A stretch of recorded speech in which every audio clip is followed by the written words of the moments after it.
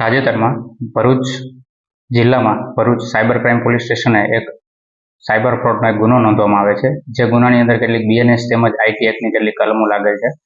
જે ગુનાના મુખ્ય ફરિયાદી છે આનંદ શર્મા, કે જે અંકલેશ્વરના રહેવાસી છે, તેમની સાથે સાયબર ફ્રોડનો ગુનો થાય છે કે જેની એમો હોય છે મુખ્યત્વે ઇન્વેસ્ટમેન્ટના નામની.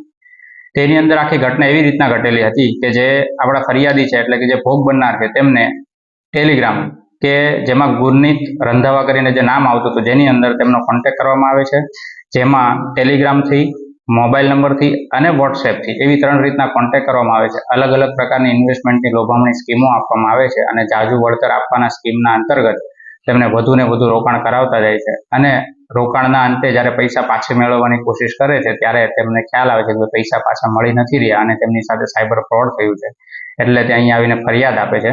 જે ફરિયાદના આધારે આપણે સાયબર ક્રાઇમ પોલીસ સ્ટેશનના પીઆઈ ભરવાડ સાહેબ છે, તે એક બહુ મજબૂત વ્યવસ્થિત ટીમ બનાવે છે અને જે ટીમ તપાસ ચાલુ કરે છે અને સુરત ખાતે આરોપીઓ હોય તેવી જાણકારી મળતા તમામ ટીમ અહીંયાથી રવાના થાય છે. સુરત ખાતે જઈ અને મુખ્ય 4 આરોપીઓને પકડી પાડે છે કે જે લોકોએ આ ઇન્વેસ્ટમેન્ટ ફ્રોડ આખું આચરેલું હતું. જેમાં મુખ્ય આરોપી જે છે દિવ્યેશ ઉર્ફે દીવો, જે સુરતના રહેવાસી છે. બીજા આરોપીનું નામ છે કિશન શરદભાઈ ધડુક. ત્રીજા આરોપી છે પ્રશાંતભાઈ કાનજીભાઈ વકાસિયા.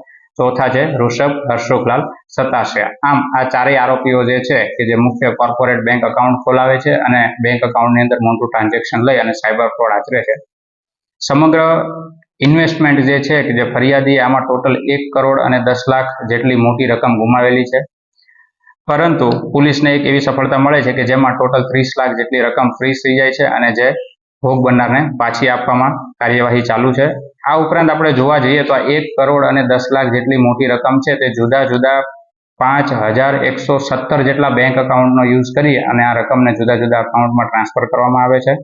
અને ટ્રાન્ઝેક્શન જે છે તો ટોટલ 9427 અને ટોટલ બેંકના લેયર જોવા જઈએ તો 14 જેટલા લેયરની અંદર આ સમગ્ર માતબર રકમ જે છે તે ડિસ્ટ્રીબ્યુટ થઈ અને નાની નાની રકમ અલગ અલગ અનેક પ્રકારના 5117 જેટલા એકાઉન્ટમાં ફાળવણી થઈ જાય છે. આ રીતના જોવા જઈએ તો આરોપીઓ જે છે તે તમામ નાણાં પોતાની પાસે મેળવી લે છે. હાલ પોલીસે 4 આરોપીઓને અટક કરેલ છે, તેમના રિમાન્ડ પણ મેળવેલા છે અને હાલ કાયદેસરની કાર્યવાહી ચાલુ છે.